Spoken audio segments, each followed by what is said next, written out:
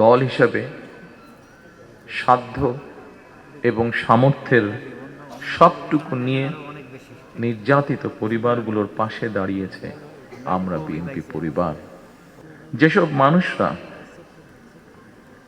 তাদের স্বজন হারিয়েছেন, যেসব মায়েরা তাদের সন্তান হারিয়েছেন, যেসব বোনেরা তাদের স্বামীকে হারিয়েছেন, যেসব সন্তানেরা তাদের পিতাকে হারিয়েছেন, তাদের সত্যিকারভাবে যদি বলতে হয়,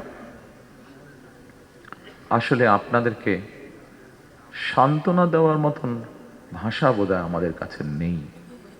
এই মঞ্চে দাঁড়িয়ে আজকে এমন কয়েকজন সন্তান তার কষ্টের কথাটি উল্লেখ করে গেছেন, যে সন্তান একদিনের জন্যও তার পিতাকে হয়তো বা পিতার মুখকে হয়তো দেখার সুযোগ পান নাই, তেমন সন্তান আজ আমাদের ভেতরেই আছে।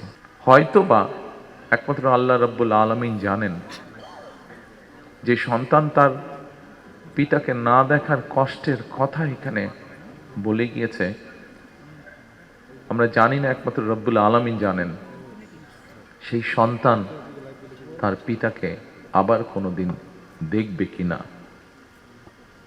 অনেক সন্তান এখনো অপেক্ষায় আছেন,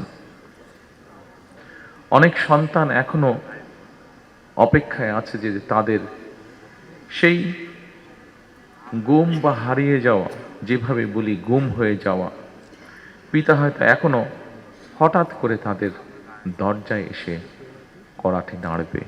অনেক মা হয়তো এখনো অপেক্ষায় আছেন তার গুম হয়ে যাওয়া প্রিয় সন্তানটি হঠাৎ করেই মায়ের সামনে এসে হাজির হয়ে মা বলে ডাকবেন।